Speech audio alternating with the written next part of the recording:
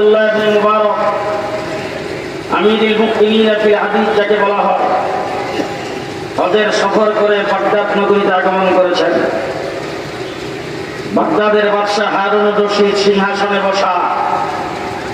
হঠাৎ এমন বিকট একটি শব্দ হয়েছে, সিংহাসনটা থরথর করে কেঁপে উঠছে।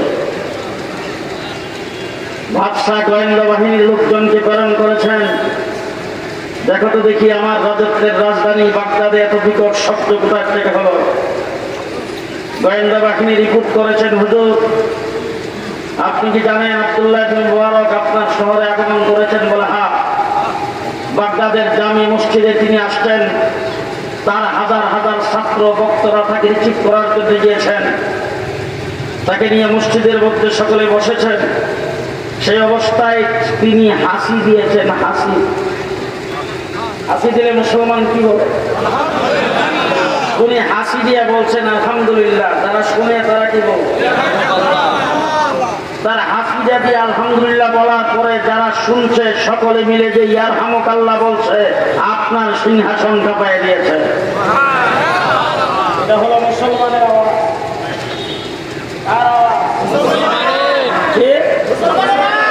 মুসলমান অস্ত্রের বলে যুদ্ধ জয় হয় নাই, আল্লাহু আকবারের আওয়াজের বলে হয়েছে। আর আফগানিস্তান যখন রাশিয়ার বিরুদ্ধে যুদ্ধ করে, রাশিয়ার ট্যাঙ্কের বহর আসতেছে, মুসলমান মুজাহিদদেরকে ট্যাঙ্কের নিচে ফেলে ফেসে ফেলবেন, তখন মুসলমানদের কাছে ট্যাঙ্ক ধ্বংস করার মতো কোনো অস্ত্র নাই। কমান্ডার ইন চিফ ডাক দিয়ে বলছেন, আল্লাহু আকবারের স্লোগান দাও। মুসলমান মুজাহিদেরা যখন আল্লাহু আকবারের স্লোগান দিয়েছে, ট্যাঙ্কের বহরে দাউ দাউ করে আগুন জ্বলে গেছে। এটা হলো মুসলমান। আমরা মুসলমান তো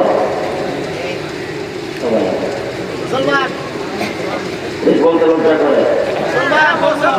মুসলমান এই কথা বলতে আপনাদের লজ্জা করে, ভয় করে, ডর করে? কতক্ষণ পর্যন্ত বলতে পারবেন? জি জি, খুব ভালো করে মনে রাখেন, তিন দিক কিন্তু গেরা, আরেক দিক সাগর। এই তিন দিকের ভিতরে যারা আছে, যারা বাংলাদেশের বন্ধু, মোদি তো বাংলাদেশ মুসলমানদের বন্ধু। জি, কাশ্মীরে মুসলমানদেরকে হত্যা করেছে মোদি, বাবরি মসজিদকে ভেঙে মাটির সাথে মিশিয়ে দিয়েছে মোদি, গুজরাটের মুসলমানদেরকে কুচুকাটা করেছে মোদি। সেই মোদি ভারত থেকে মুসলমানদেরকে নাগরিকত্ব বাতিল করে দেশ থেকে মুসলমানদেরকে বিদায় করে দেওয়া পায়খানা শুরু করেছেন। সেই মোদি আমাদের তিন দিকে, আরেক দিক হলো সাগর। এমন কোন অবস্থা যদি আসে, আল্লাহ না করুক, দেশটা যদি পরাধীন হয়ে যায়, অমুসলিমদের হাতে চলে যায়, নাস্তিক আর মুক্তদের হাতে চলে যায়, কোন শক্তিধর যদি বাংলাদেশের ক্ষমতা দখল করে ফেলে, আর আপনি আমার সামনে বুকের সামনে রাইফেল বন্দুকের গুলি তাক করে যদি বলে ইসলাম সত্য হবে, তখন কি বুক টান করে বলতে পারবে আমরা মুসলমান?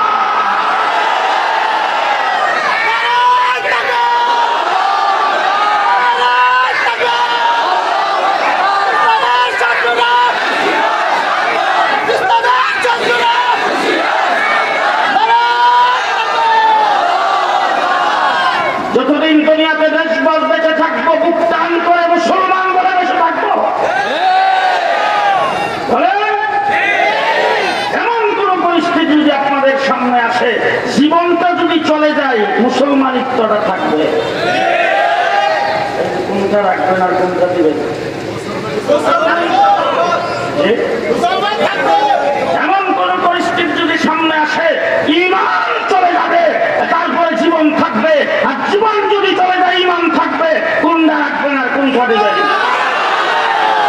ঈমান রাখবেন কে কে? রাখবেন ঈমান? রাখবেন ঈমান? বাতিলের সামনে কোনদিন মাথা নত করা, বাতিলের সামনে কোনদিন মাথা নত করা। মুসলমান একমাত্র আল্লাহর সামনে মাথা নত করে, আল্লাহ ছাড়া কারোর সামনে মাথা নত করে। ঠিক কিনা বলেন? আমার নবী মুহাম্মদ রাসূলুল্লাহ সাল্লাল্লাহু আলাইহি ওয়াসাল্লাম পৃথিবীতে রাসূলের পক্ষে কথা বলার কেউ নাই, স্লোগান দেওয়ার কেউ নাই, রাসূলের পক্ষ সমর্থন করার কেউ নাই। ওই সময় মুহাম্মদুর রাসূলুল্লাহ সাল্লাল্লাহু আলাইহি ওয়াসাল্লাম একমাত্র ব্যক্তি, তিনি একা, তিনি আল্লাহর সামনে মাথা নত করেছেন।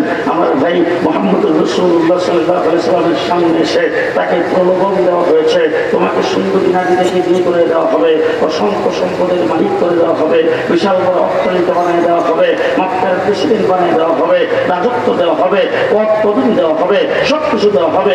আমরা সমস্ত কাজকর্ম তোমাকে জিজ্ঞেস করে তোমাকে নির্মাইনা করবো। মুহাম্মদুর রাসূলুল্লাহ সাল্লাল্লাহু আলাইহি ওয়াসাল্লাম বলছেন, এক হাতে যদি সূর্য দেওয়া হয় আর এক হাতে যদি চন্দ্র দেওয়া হয়, তারপরও আল্লাহকে সারা অন্য দিয়ে যাওয়া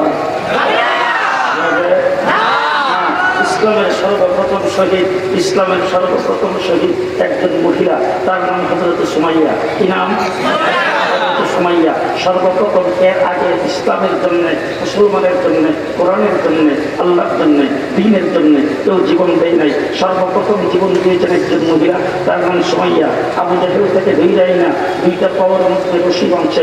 সর্বপ্রথম তার সমস্ত কাপড়গুলি খুলে তাকে বেইজ্জত করেছেন, বিভৎস করেছেন। তারপরে তার দুইটা পাওয়ার মধ্যে রশি বাঁধছে, বাড়িটার দুই সাইডে দুইটা ঘোড়া খাড়া করছে, ঘোড়া খাড়া করে ঘোড়ার সাথে রশিগুলি বেঁধে দিয়েছেন। তারপরে আবু জাহেল সামনে যাইয়া একটা তীর হাতে নিয়ে দাঁড়াইছে, বর্ষা হাতে নিয়ে দাঁড়াইছে।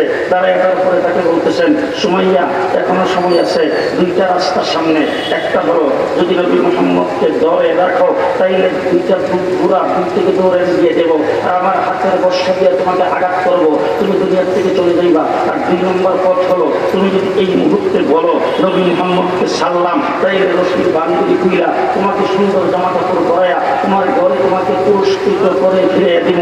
এখন কোনটা রাখবা, কোনটা সারবা? সুমাইয়া কোনো কথা বলে না, গাল বেয়ে পানি ধরতেছে। আবু জাহেল মনে করছে সুমাইয়া কোথাও করে ভয় পেয়ে গেছে। আবু জাহেল ডাকতে জিজ্ঞেস করছে, সুমাইয়া ভয় পাওয়ার তো কোনো কারণ নাই, রাস্তা তো দুইটাই আছে, একটা রাস্তা তুমি যদি নবী মুহাম্মদের দলটা ছেড়ে দাও তাইলে তো তোমার রাস্তা খোলা, তোমাকে সুন্দর করে রশির বান করে তোমাকে বিদায় দিয়ে দেবো। আর যদি মুহাম্মদকে ধরে রাখো তাইলে তুমি দুনিয়ার থেকে চলে যাইবা। এখন সুন্দর রাস্তা আছে, বলো দেখি। মুহাম্মদকে ছেড়ে দিলাম, বললেই তো ছেড়ে দেয়। বই পাইতেছে কেন, কানতেছে কেন, চোখের পানি ছাড়তেছে কেন?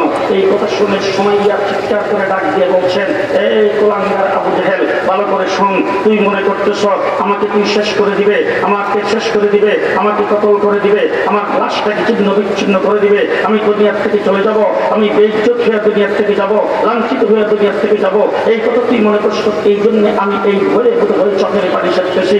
জানারা এই ভয়ে আমি চোখের পানি ছাড়তেছি না, আমি চোখের পানি ছাড়তেছি। আমার আল্লাহ পাক আমাকে জীবন দিয়েছেন একটা, যদি আমার আল্লাহ আমাকে শত শত জীবন দিতেন আমি নবী মুহাম্মদের জন্য দিয়ে দিতাম। তার নাম ঈমান,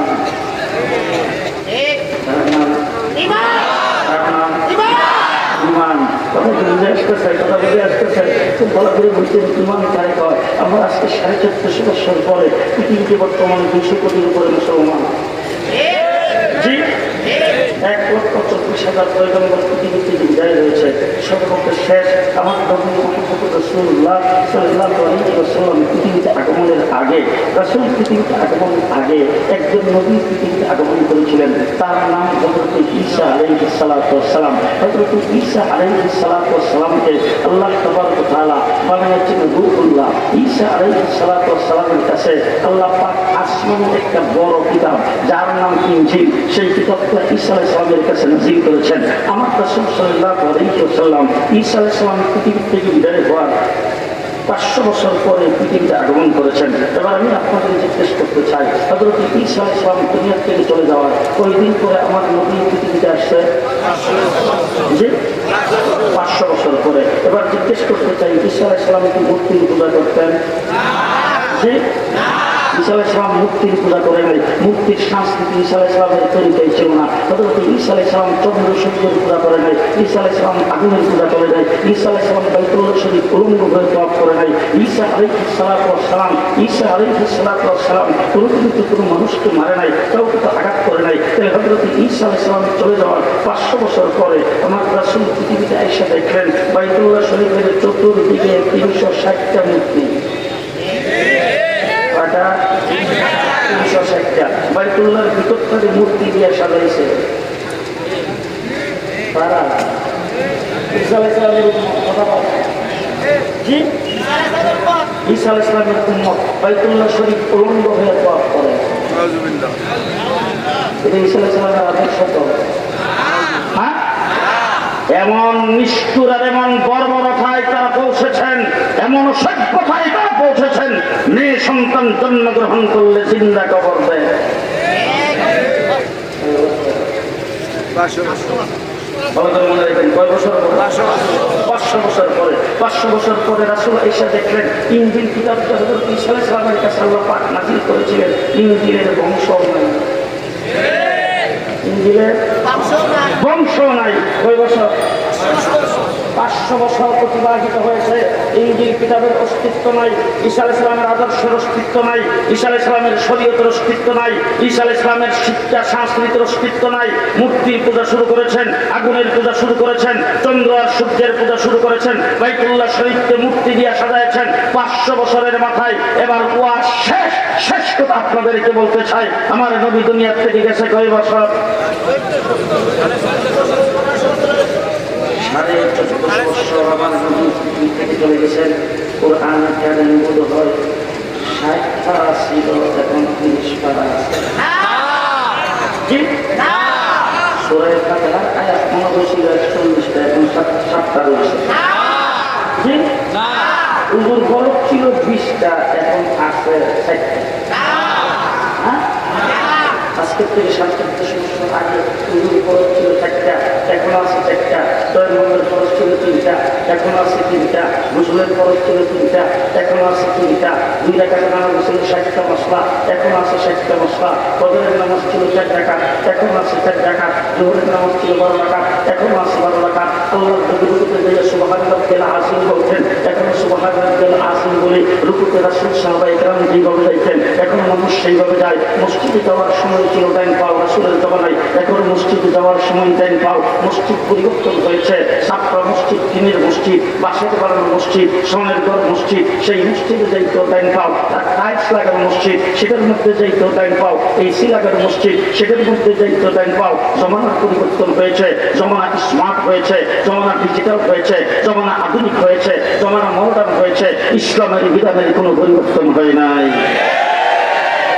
কোনো পরিবর্তন হয়েছে কোনো পরিবর্তন রাসূলের সময় দিন ইসলাম যেভাবে রেখে দিয়েছিলেন আজকে 2 বছর পর 14 বছর পরে রাসূল যেমন রেখে গিয়েছিলেন তেমনই আছে সামনে কিয়ামত পর্যন্ত জি আমার রাসূল সাল্লাল্লাহু আলাইহি ওয়াসাল্লামের কাছে আল্লাহ পাক কোরআনের আয়াত নাযিল করে বিধান ঘোষণা করেছেন সুদ হারাম 1450 বছর পরে সুদ হারাম কিয়ামত পর্যন্ত হারামই থাকবে কোথাও কোনো বিল পাস করে কোনো সংসদে সুদকে কোনোদিন কেউ হালাল করতে পারবে না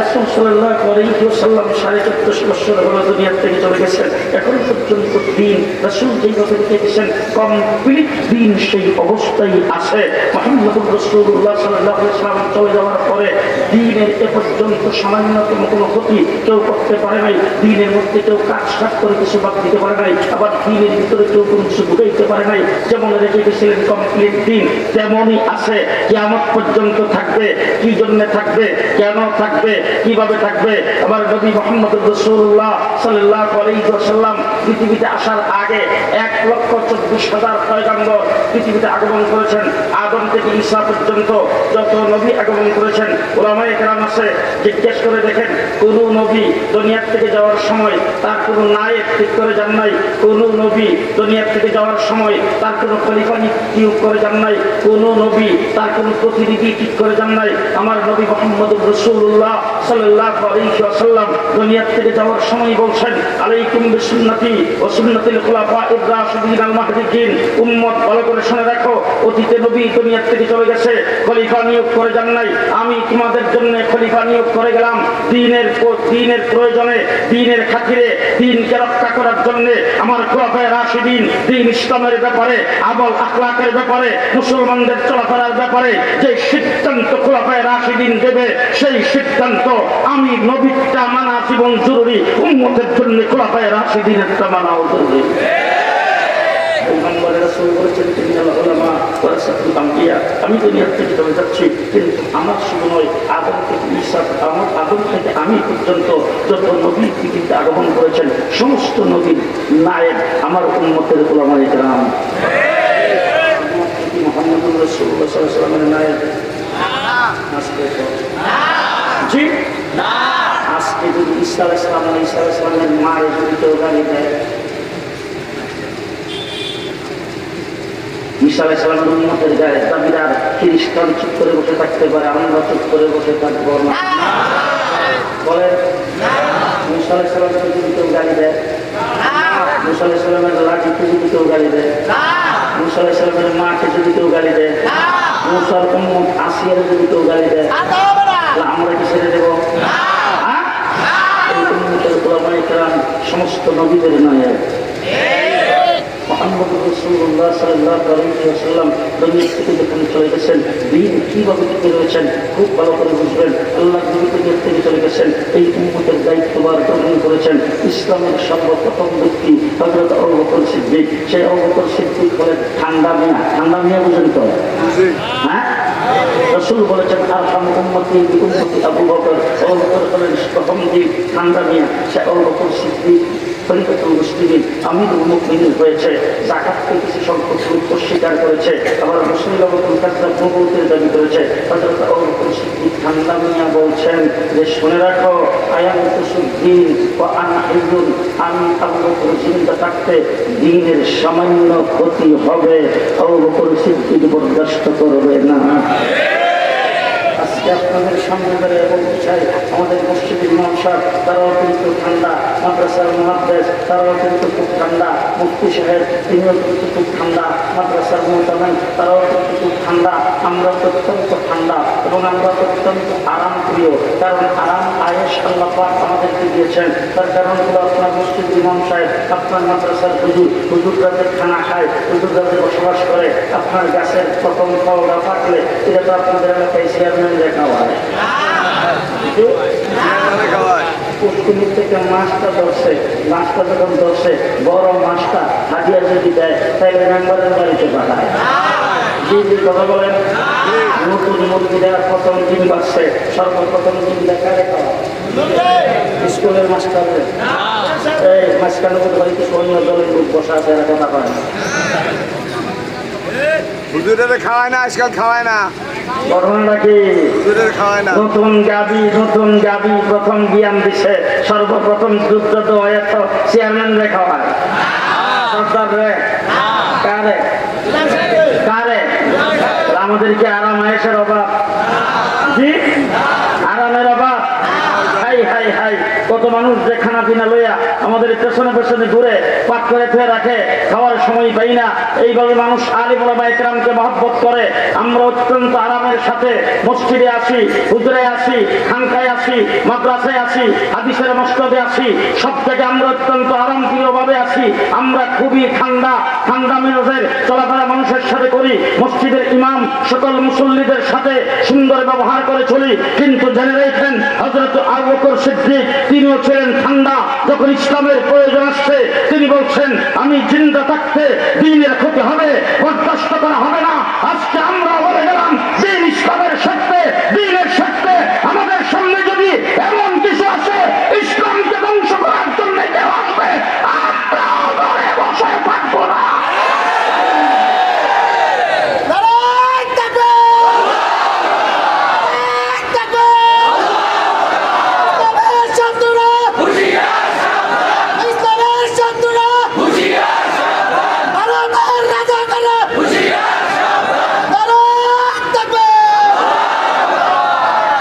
মুসলমান আল্লাহকে ছাড়া আলেম ওলামা ইকরাম কারোর সামনে মাথা নত করে না, জিও সবাই করে না।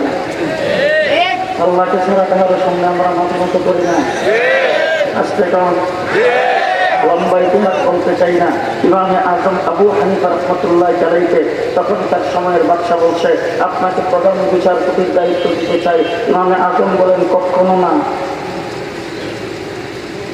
বাদশার অধীনে আমি চাকরি করতে রাজি নয়। ইমামে আজমকে বলছেন, চাকরি নিবেন নাইলে জেলে থাকবেন। ইমাম সাহেব বলেন, জেল কবুল, বিচারপতি কবুল না। ইমামে আজম আবু হানিফা রাহমাতুল্লাহ আলাইহি জেলখানার ভিতরে ইন্তেকাল করেছেন। ইমাম আহমদ ইবনে হাম্বলকে দৈনিক 80টা করে দুর্রা মারা হতো। তখনকার বাদশাহ, তখনকার প্রশাসন, তখনকার সরকার ইমাম মালিক রাহমাতুল্লাহ আলাইহিকে পিটাইতে পিটাইতে তার 2টা হাত ভেঙে চুরমার করে দিয়েছেন। আমার বন্ধুগণ, ইমাম বুখারী রাহমাতুল্লাহ আলাইহি তিনি রমজান মাসে যিনি বুখারায় থাকতে পারেন নাই, তাকে ওখান থেকে বের হয়ে যাইতে হয়েছে। বাদশাহ বলছিল, আমার বাসায় আইসা আপনি আমার ছেলেকে হাদিস পড়াবেন, আমার ছেলেকে এলেম শিক্ষা দিবেন। ইমাম বুখারী রাহমাতুল্লাহ আলাইহি বলছেন, এলেম যাইয়া দেওয়ার জিনিস না, এলেম আইসা নিতে হয়। যদি তোমার সন্তান পড়তে চায় আমার কাছে আইসা তারপর এলেম নিয়ে যাইতে হবে। তারপরে বাদশাহ বলছেন, ঠিক আছে আপনার কাছে যাবে, তবে গরিব গুরাবার ছেলেরা বাঙ্গা চাটায় বসে, টুলের মধ্যে বসে যেইভাবে পড়ে সেইভাবে আমার ছেলে পড়বে না, তার জন্য আলাদা কামরা থাকবে, সেই কামরার মধ্যে আইসা তাকে পড়াবেন, সেই কামরায় বসে বসে সে পড়বে। ইমাম বুখারী রাহমাতুল্লাহ আলাইহি বলছেন, অন্য সবাই যেইভাবে পড়ে, যেই কাতারে বসে, যেই মাটিতে বসে, যেই চাটায়ে বসে, সেই চাটায়ে বৈশা আপনার সন্তান পড়তে হবে, এছাড়া অন্য কোনো ভাবে তাকে এলেম শিক্ষা দেওয়া হবে না। এই কথা যখন বলছেন তখন ইমাম বুখারীকে বলছেন বখারাত থেকে বের হয়ে যাওয়ার জন্য। তিনি সেখানে ছিলেন রমজান মাসের শেষ তারিখ। ইমাম বুখারী তাকে বের করে দেওয়া হলো রাতের অন্ধকারে। তিনি বখারাত থেকে যখন যাচ্ছেন তখন আল্লাহকে ডাক দিয়ে বলছেন, আল্লাহ এখন যেই পরিস্থিতি হয়েছে, জমিনের উপরে টাকার চাইতে জমিনের নিচে টাকাটাই ভালো। সদর পরে সকল মানুষ ঈদের আনন্দ ভোগ করবে। শেষ রাত্রে ইমামে আজম আবু হানিফা দুনিয়া থেকে বিদায় হয়েছে। আমার বন্ধুগণ, এই দেশটা ইংরেজ দখল করে নিয়েছেন, দেশ ইংরেজ দখল করে নিয়েছেন। বড় বড় নেতা ছিল, বড় বড় লিডার ছিল। আপনারা হয়তো আমার কথাগুলি বিরক্তির সাথে শুনতেছেন, বিরক্ত করেন না, ভালো করে শোনেন। এই দেশ ইংরেজ দখল করেছে, ভারত উপমহাদেশ। আজকে আমার বাংলাদেশ 56,000 বর্গ মাইল। এই দেশে আওয়ামী লীগ, বিএনপি, জাতীয় পার্টি বড় দল, 56,000 বর্গ মাইলের বড় দল। এই দেশের লিডার 56,000 বর্গ মাইলের লিডার। ভারত উপমহাদেশ বিশাল বড় রাষ্ট্র, সেই রাষ্ট্রের বড় বড় লিডার ছিল, রাজনৈতিক দল ছিল, দলের নেতা কর্মী ছিল। কোন একজন দলের নেতা, কোন একজন কর্মী, কোন একজন লিডার ইংরেজের বিরুদ্ধে পুরুষ শব্দ করার সাহস পায় নাই। ইংরেজ যখন দেশ দখল করে নিয়েছে, মসজিদ মাদ্রাসায় আলেম ওলামায়ে কেরামের উপর যখন আঘাত শুরু করে দিয়েছেন, এদেশের মুসলমানের ইসলাম থেকে যখন সরাইতে শুরু করেছেন, মুসলমানের শিক্ষা ব্যবস্থায় যখন হাত দিয়েছেন, তখন ইংরেজের বিরুদ্ধে সর্বপ্রথম যুদ্ধের ঘোষণা যদি কেউ দিয়ে থাকেন, একজন নবী দিয়েছেন, তার নাম শাহ আব্দুল আজিজ মুহাদ্দিস দেহলভী রাহমাতুল্লাহ।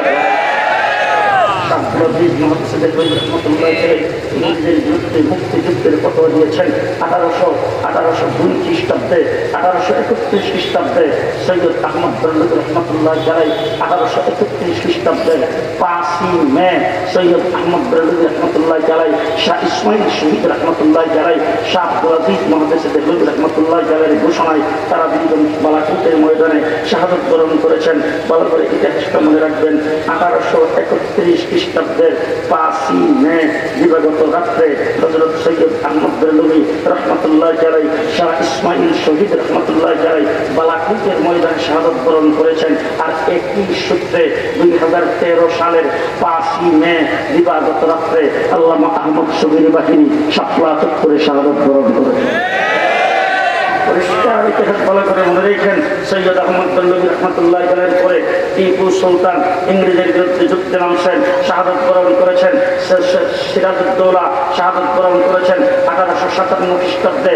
কাসিম নানতুবি রহমতুল্লাহ আলাইহির বাহিনী শামিলির যুদ্ধে যুদ্ধ করে হাফেজ কামিল শহীদ শাহাদত বরণ করেছেন। তারপরে সেই যুদ্ধের পর থেকে 57 সালের পর থেকে 1866 পর্যন্ত 10 বৎসরে 3.5 লক্ষ আলেমকে পানিতে ডুবাইয়া আগুনে পোড়াইয়া হত্যা করা হয়েছে। একজন আলেমও ইংরেজের সামনে মাথা নত করে নাই। আমার ঢাকার ভিক্টোরিয়া পার্কের এমন কোনো গাছ ছিল না যেই গাছের ডালায় আলেমদের লাশ তুলে নাই। সেখানে আলেমদেরকে লাশ ঝুলাইয়া তারপরে মাসের পর মাস সেই গাছের মধ্যে ঝুলাইয়া রাখা হয়েছে। ঢাকা দিল্লি, ঢাকা থেকে ভিক্টোরিয়া পার্ক থেকে শুরু করে সেই আরিচা হয়ে, সেই মংলা হয়ে দিল্লি পর্যন্ত রাস্তার দুই ধারে এমন কোনো গাছ ছিল না যেই গাছের ডালায় আলেমদের লাশ মাসের পর মাস না দুলছে এইভাবে একদিনে 14,000 আলেমকে ইংরেজ ফাঁসির কাছে ঝুলাইয়েছেন, তারপরেও মাথা নত করে নাই। হযরতে কাসিম নানবী রাহমাতুল্লাহি আলাইহি দেখলেন জানাজা পড়ার জন্য আলেম নাই, ইমামতি করার জন্য আলেম নাই, ইসলাম প্রচার করার জন্য আলেম নাই। গ্রামে গঞ্জে মুসলমান যারা আছে তারা বেদিন হয়ে যাচ্ছে, আলেমদেরকে ফাঁসির কাছে ঝোলানো হয়েছে। তখন তিনি রশিদ আহমদ গঙ্গুহি, হাজী আবেদ হুসাইন, বিচার পাঁচজন যারা বেঁচে ছিলেন তাদের সঙ্গে পরামর্শ করে দেওবন্দের আনার গাছের নিচে আলিফ বা তাসা সবক দিয়েছেন। একজন ছাত্রকে একটা মাদ্রাসা প্রতিষ্ঠা করেছেন, নাম দিয়েছেন দারুল উলুম। সেই মাদ্রাসার প্রথম ছাত্র আলিফ বা তাসা সবক দিয়েছেন, তার নাম হলো মাহমুদ হাসান দেওবন্দি রাহমাতুল্লাহি আলাইহি। সেই মাহমুদ হাসান দেওবন্দি দেওবন্দ মাদ্রাসা থেকে প্রথম পাশ করে তারপরে ইংরেজের বিরুদ্ধে রেশমি রুল আন্দোলন করেছেন, জীবনটাই আন্দোলনের মাঠে কাটাইছেন। সেই মাহমুদ হাসান দেওবন্দি এক জাত লোক তৈরি করেছেন দ্বীন ইসলামকে এই দেশের মধ্যে টিকায় রাখার জন্য, দ্বীনের পাহারাদারি করার জন্য। দ্বীন ইসলামের ভিতর থেকে কেউ যাতে কিছু বের করতে না পারে, দ্বীন ইসলামের ভিতরে কেউ যাতে কিছু ঢুকাইতে না পারে। মাহমুদ হাসান দেওবন্দি বারাকুটের মালখার জেলখানার ভিতরে ছিলেন দীর্ঘ 4 বছর। ইংরেজরা তাকে জেলখানার ভিতরে বন্দী করে রেখেছিলেন। প্রত্যেক দিন তার রুম থেকে তাকে বের করে নেওয়া হতো, লোহার শিক গরম করে কোমরের মধ্যে লাগানো হতো, তার চামড়ার গুস্ত পুড়ে পুড়ে খসে খসে সেখান থেকে পড়তো। তার পিডিয়ার কবরের মধ্যে হাড্ডি ছাড়া কোনো চামড়া ছিল না। এইভাবে তাকে নির্যাতন করেছেন। নির্যাতন বুক করে তিনি অসুস্থ 1819 খ্রিস্টাব্দে তিনি যখন মুক্তি পেয়েছেন, মুক্তি পাওয়ার পরে লোকজন ওনার সামনে যায় বসছেন, বৈশা তাকে বলতেছেন, হুজুর ইংরেজের বিরুদ্ধে আন্দোলন সংগ্রাম অনেক করেছেন, আপনি হলেন শাইখুল হিন্দ, শাইখুল আরবি ওয়াল আজম, আপনি একজন বহুত বড় ব্যক্তি, বহুত বড় আলেম, আপনাকে ইমামে আজম আবু হানিফায়ে শানি বলা হয়। সুতরাং আপনি যখন দুনিয়ার থেকে চলে যাবেন তখন তো আপনার অস্তিত্ব থাকবে না। বলে কেন রে বাবা? বলে হুজুর আপনি তো কোনো কিতাব লেখেন নাই, যদি আপনি কোনো কিতাব লিখতেন তাহলে কিতাবটা বইরা আপনার নামটা মানুষে দেখতো, আপনার অস্তিত্ব ঠিক থাকতো, আপনার কথা মানুষ স্মরণ রাখতো। তখন তিনি বললেন যে কও কি তোমরা? আমার তো প্রত্যেক সাবজেক্টে লিখিত কিতাব আছে। সবাই বলে হুজুর কোনো লাইব্রেরিতে আপনার কোনো লিখিত কিতাব কোনো সাবজেক্টের উপরে নাই। তিনি তখন বলতে শুরু করেছেন, শোনো, লাইব্রেরিতে যেই কিতাব সেই কিতাব হলো মুদ্রা কিতাব, ছাপা কিতাব হলো মুদ্রা কিতাব। আমি তো মুদ্রা কিতাব লিখে যাই নাই, আমি জিন্দা কিতাব লিখছি। বলে হুজুর কিভাবে লিখছেন? বলে তোমরা যদি কোরআনে কারীমের তাফসীরের লাইনে আমার জিন্দা কিতাব দেখতে চাও তাহলে শিববীর আহমদ উসমানী আর জাফর আহমদ উসমানীকে দেখো। তোমরা যদি আমার পিরানির লাইনে কিতাব দেখতে চাও তাইলে আশরাফ আলী থানভী রাহমাতুল্লাহি আলাইহিকে দেখো। তোমরা যদি আমার যুদ্ধ জাহাদের লাইনে কিতাব দেখতে চাও উবাইদুল্লাহ সিন্দিকে দেখো। তোমরা যদি আমার রাজনীতির লাইনে কিতাব দেখতে চাও কুতুবে আলম হুসাইন আহমদ মাদানীকে দেখো। তোমরা যদি আমার হাদিস শাস্ত্রে কিতাব দেখতে চাও দুনিয়ার আজিম মুহাদ্দিস হযরত আনোয়ার শাহ কাশমিকে দেখো। আর তোমরা যদি আমার দাওয়াত ও তাবলীগের লাইনে কিতাব দেখতে চাও তাইলে মাওলানা ইলিয়াস রাহমাতুল্লাহি আলাইহিকে দেখো। হযরত মাহমুদ হাসান দেওবন্দি রাহমাতুল্লাহি আলাইহি দুনিয়া থেকে চলে গেছেন, এক জাত লোক তৈরি করে গেছেন। আজকে আমরা ওয়াজ করি, হাদিস পড়াই, ফতোয়া দেই, যে যত কিছু করি, আমাদেরকে হাদিস যদি কোনো ব্যক্তি পড়ায় আনোয়ার শাহ কাশ্মীরির নাম তার দিতেই হবে। যদি কোনো ব্যক্তি পিরানি করে হুসাইন আহমদ মাদানী আশরাফ আলী থানভীর নাম দিতেই হবে। আজকে যদি কোনো ব্যক্তি ওয়াজ করে আশরাফ আলী থানভীর মাওয়াইজ করতেই হবে। আজকে যদি কোনো ব্যক্তি যুদ্ধ জাহাদের কথা বলে উবাইদুল্লাহ সিন্দির নাম নিতেই হবে। আজকে যদি দাওয়াত ও তাবলীগের কোনো কাজ কেউ করে মাওলানা ইলিয়াসের নাম নিতেই হবে। আমার ভাইয়েরা, যুদ্ধ জাহাজ তখন সেখান থেকে শুরু হয়েছে। ইংরেজ এই দেশ থেকে বিতাড়িত হয়েছে 1947 সনে। বিজাতি তথ্যের ভিত্তিতে একটা হবে পাকিস্তান, আরেকটা হবে হিন্দুস্তান, একটা অংশ হবে পাকিস্তান, আরেকটা অংশ হবে হিন্দুস্তান।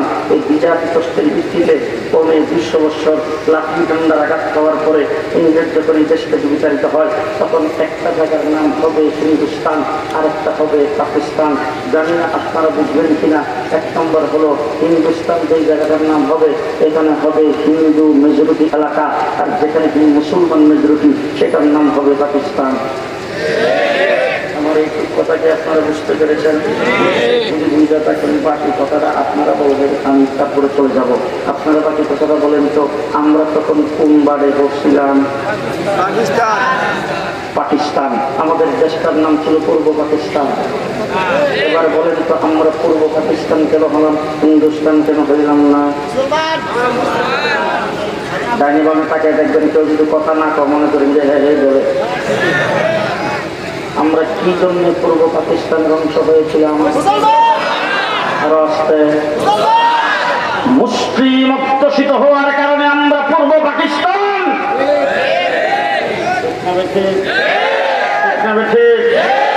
এরপরে যখন পশ্চিম পাকিস্তানিরা আমাদের উপর অত্যাচার অবিচার করেছেন, আমাদের অধিকারের উপর হস্তক্ষেপ করেছেন, আমাদের দেশের মাল সম্পদ আমাদের দেশে তৈরি হয়, আমাদের দেশে উৎপন্ন হয়, এইখানে বেশি দামে আমাদের খাইতে হয়। পশ্চিম পাকিস্তানিরা কম দামে খায়, তারা এখানে থেকে লুণ্ঠন করে জিনিসপত্রগুলি নিয়ে যায়। বিভিন্নভাবে যখন আমাদের উপর নির্যাতন করেছেন, আমাদেরকে যখন জালেম জুলুম করেছেন আমাদের উপরে, তখন আমরা মাজলুম হিসাবে 1971 সালে মুক্তিযুদ্ধ করে 9 মাসে দেশ স্বাধীন করেছি। ঠিক কিনা? আমরা সর্বপ্রথম স্বাধীনতা অর্জন করেছিলাম 47-21 ভিত্তিতে মুসলিম মেজরিটি হওয়ার কারণে। পূর্ব পাকিস্তান হয়েছিলাম, পাকিস্তানের অংশ হয়েছিলাম কি কারণে? খুব ভালো করে মনে রাখবেন, যদি আমরা পূর্ব পাকিস্তান না হতাম, পাকিস্তানের অংশ যদি না হইতাম, তাহলে 9 মাস মুক্তিযুদ্ধ করে দেশ স্বাধীনকর্তা। দৃষ্টান্ত স্বরূপ বলতে চাই, 70 বছর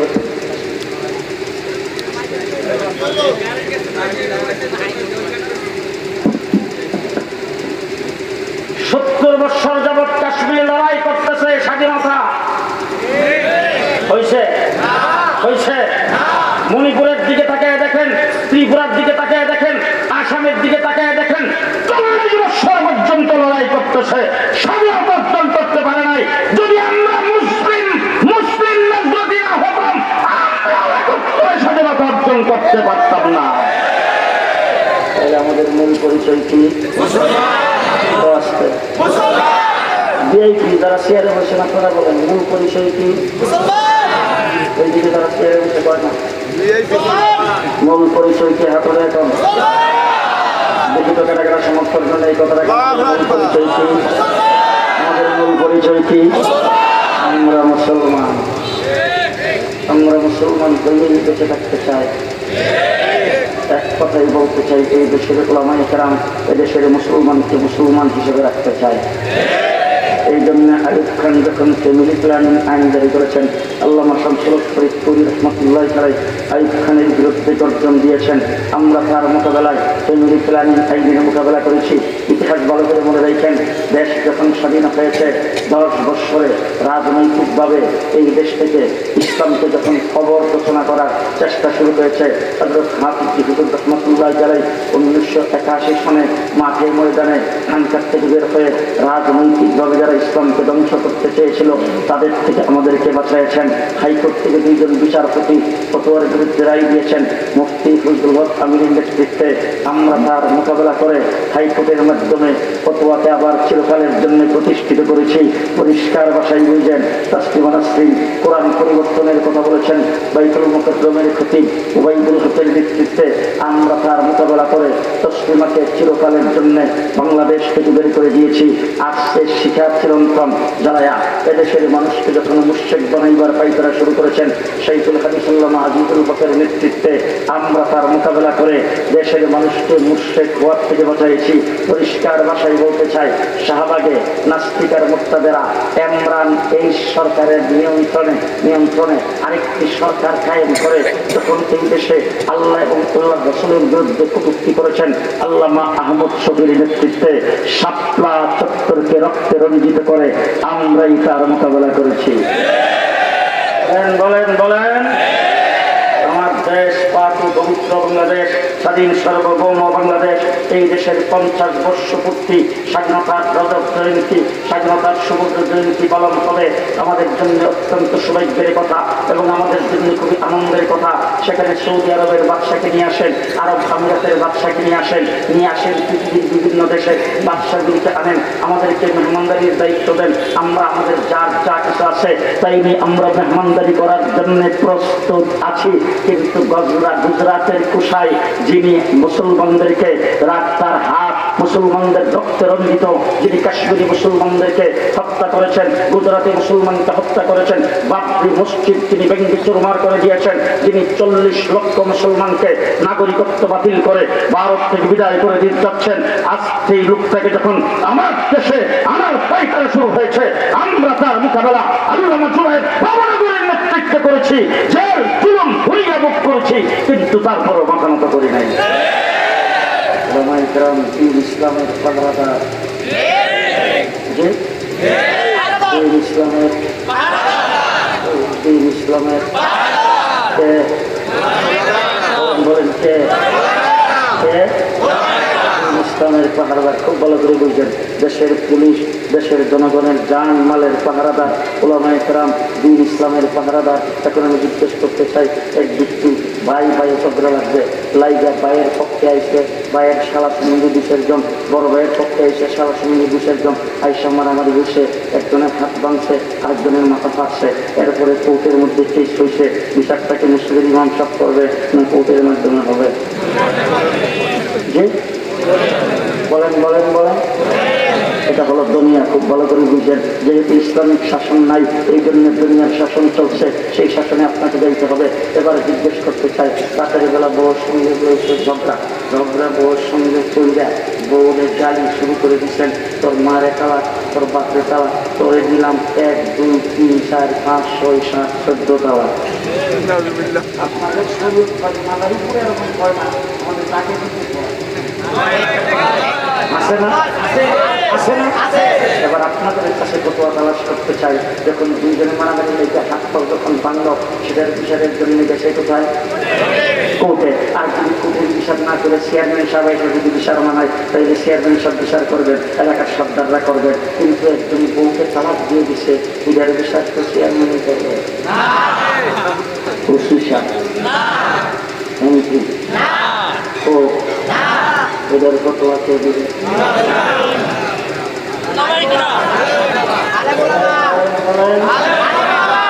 পরিষ্কার। আমাদেরকে খারাপ মনে করেন না, দুনিয়া তোমাদের জিম্মা, দিন আমাদের জিম্মা, দিনই প্রয়োজন, সমাধান দেব আমরা। দুনিয়ার প্রয়োজন, সমাধান দিবা তোমরা। মসজিদের ভিতরে যাইয়া ফ্যান চুরি করছে, গড়ি চুরি করছে, দইরা হাত কেটে দিবেন।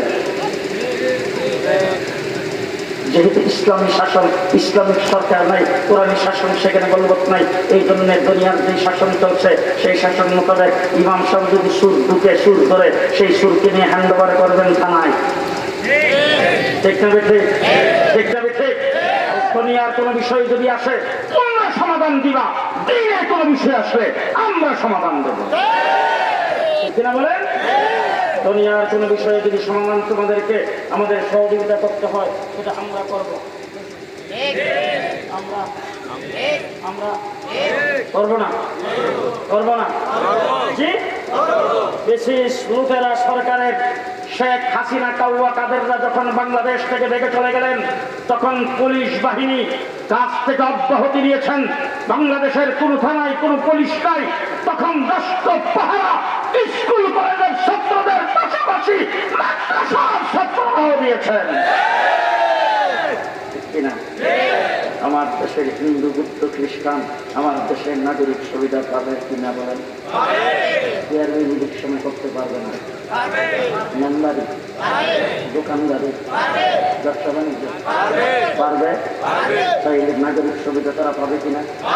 তাদের নাগরিক সুবিধা তারা পাবে, ধর্মীয় স্বাধীনতা তারা পাবে, তাদের মন্দির বানাইতে পারবে, মূর্তি বানাইতে পারবে, এটা নাগরিক সুবিধা। তারা তাদের পূজা করতে পারবে। এই কাজটার মধ্যে বাধা দিয়া দেশটার মধ্যে একটা অরাজক পরিস্থিতি সৃষ্টি করে মোদির মাধ্যমে চাইছিল একটা অকারেন্ট ঘটাইবার জন্য। যখন মূর্তি পাহারা দেওয়ার প্রয়োজন হয়েছে, আমরা মূর্তিও পাহারা দিয়েছি। ঠিক না বেঠি?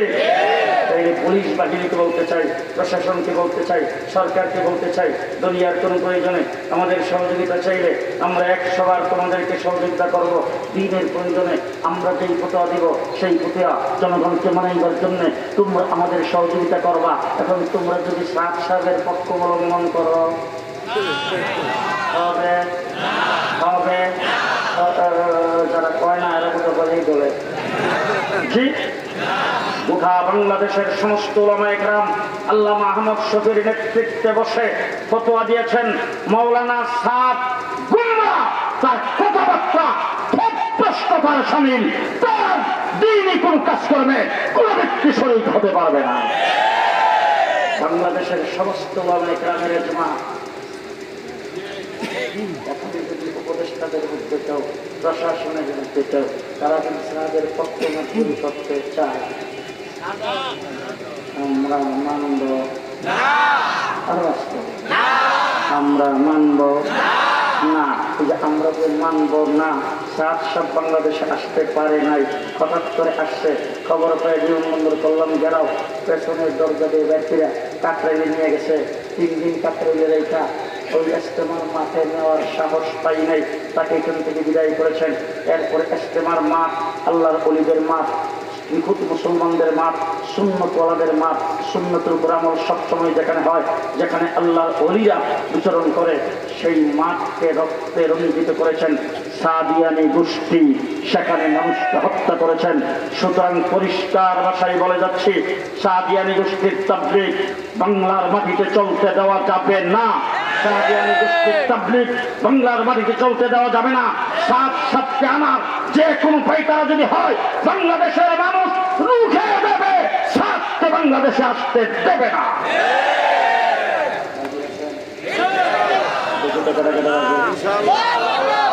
আগামী 5 নভেম্বর বলেন, 5 নভেম্বর সকাল 9টায় ঢাকার সরোয়ার্দী উদ্যানে উলামা মাশায়েখ সকলে মিলে সেখানে বাংলাদেশের নিখুঁত তাবলীগ, নিখুঁত কওমি, নিখুঁত ধর্মপ্রাণ মুসলমানদেরকে আহ্বান করেছে। সেই জায়গায় ইসলামী সম্মেলন হবে। আপনারা কি যাইতে প্রস্তুত আছেন? তারিখটা মনে থাকবে তো, আগামী 5 নভেম্বর, আগামী মঙ্গলবার। কিবার? টাইম সকাল 9টা। টাইম সকাল 9টা। যে দেখেন আছেন মসজিদের ইমামদেরকে বলবো, মহল্লায় গ্রুপ তৈরি করেন, বাস হোক, ট্রাক হোক, সকাল 9টার আগে সরোয়ার্দী উদ্যানে যায় পৌঁছবেন, সেখানে আপনাদের সঙ্গে দেখা হবে। আল্লাহ আমাদেরকে কবুল করুক। সকলে বলেন আমিন, সকলে বলেন আমিন। ক্ষমতায় যাইতে চাই না, ক্ষমতা দখল করতে চাই না। 2 বছর জেলে ছিলাম, 13 মাস রিমান্ডে ছিলাম। গত 15 বছর সবচেয়ে বেশি নির্যাতন এদেশের আলেমরা কাম হয়েছে।